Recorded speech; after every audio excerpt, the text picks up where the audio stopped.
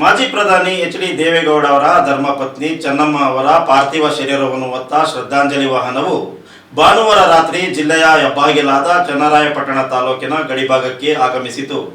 ಈ ವೇಳೆ ಚನ್ನರಾಯಪಟ್ಟಣ, ನಾಗಮಂಗಲ ಹಾಗೂ ತುರುವೇಕೆರೆ ತಾಲೂಕುಗಳ ಸಾವಿರಾರು ಸಾರ್ವಜನಿಕರು ಅಂತಿಮ ದರ್ಶನ ಪಡೆದು ಪುಷ್ಪ ನಮನ ಸಲ್ಲಿಸಿದರು. ಜಿಲ್ಲೆಯ ಹೆಬ್ಬಾಗಿಲು ತಾಲೂಕಿನ ಗಡಿಭಾಗಕ್ಕೆ ರಾತ್ರಿ 8 ಗಂಟೆ ಸುಮಾರಿಗೆ ಮಾಜಿ ಪ್ರಧಾನಿಗಳಾದ ಎಚ್.ಡಿ. ದೇವೇಗೌಡ ಅವರ ಧರ್ಮಪತ್ನಿ ಚೆನ್ನಮ್ಮ ಅವರ ಪಾರ್ಥಿವ ಶರೀರವಿದ್ದ ಶ್ರದ್ಧಾಂಜಲಿ ವಾಹನವು ಆಗಮಿಸಿತು. ಚನ್ನರಾಯಪಟ್ಟಣ, ನಾಗಮಂಗಲ ಹಾಗೂ ತುರುವೇಕೆರೆ ತಾಲೂಕು ವ್ಯಾಪ್ತಿಯ ಸಾವಿರಾರು ಜನರು ಗಡಿಭಾಗದಲ್ಲಿ ಮಧ್ಯಾಹ್ನದಿಂದಲೇ ಕಾಯ್ದು ಕುಳಿತಿದ್ದು ಚೆನ್ನಮ್ಮನವರ ಅಂತಿಮ ದರ್ಶನವನ್ನು ಪಡೆದು ಪುಷ್ಪನಮನ ಮಾಡಿ ನಮಿಸಿದರು. ರಾಷ್ಟ್ರೀಯ ಹೆದ್ದಾರಿ ಉದ್ದಕ್ಕೂ ಹಳ್ಳಿಗಳಲ್ಲಿಯೂ ಚೆನ್ನಮ್ಮ ಅವರ ಶ್ರದ್ಧಾಂಜಲಿ ಭಾವಚಿತ್ರ ಇರಿಸಿದ್ದು ಸಾರ್ವಜನಿಕರು ಅಂತಿಮ ದರ್ಶನ ಪಡೆಯಲು ಗುಂಪಾಗಿ ನಿಂತಿದ್ದರು. ವಾಹನದಲ್ಲಿ ಕೇಂದ್ರ ಸಚಿವ ಎಚ್.ಡಿ. ಕುಮಾರಸ್ವಾಮಿ, ಡಾಕ್ಟರ್ ಅನಸೂಯ, ಸೂರಜ್ ರೇವಣ್ಣ ಸೇರಿದಂತೆ ಕುಟುಂಬದವರು ಇದ್ದರು.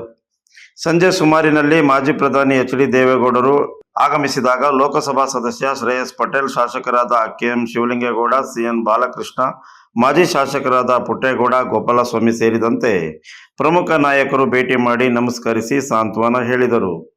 ರಾಷ್ಟ್ರೀಯ ಹೆದ್ದಾರಿ ಮೂಲಕ ಬೆಳ್ಳೂರು ಕ್ರಾಸ್ ಮಾರ್ಗ, ಕದಬಳ್ಳಿ ಟೋಲ್, ಹಿರಿಸಾವೆ, ಮಠನವಿಲೆ, ಗೌಡನಗೆರೆ, ಶೆಟ್ಟಿಹಳ್ಳಿ ನಂತರ ತಾಲೂಕು ಕೇಂದ್ರ ಚನ್ನರಾಯಪಟ್ಟಣಕ್ಕೆ ಶ್ರದ್ಧಾಂಜಲಿ ರಥ ಸಾಗಿತು. ಕರ್ನಾಟಕ ರಾಜ್ಯ ಮಾರಾಟ ಮಹಾಮಂಡಳದ ಮಾಜಿ ಅಧ್ಯಕ್ಷ ಸಿ.ಎನ್. ಪುಟ್ಟಸ್ವಾಮಿಗೌಡ, ಜಿಲ್ಲಾ ಪಂಚಾಯಿತಿ ಮಾಜಿ ಸದಸ್ಯೆ ಕುಸುಮಾ ಬಾಲಕೃಷ್ಣ, ಜೆಡಿಎಸ್ ರಾಜ್ಯ ಉಪಾಧ್ಯಕ್ಷ ಎಚ್.ಜಿ. ರಾಮಕೃಷ್ಣ ಹಾಗೂ ಸಾರ್ವಜನಿಕರು ಅಂತಿಮ ದರ್ಶನ ಪಡೆದು ಪುಷ್ಪನಮನ ಮಾಡಿದರು. You are watching TV 46 News Kannada.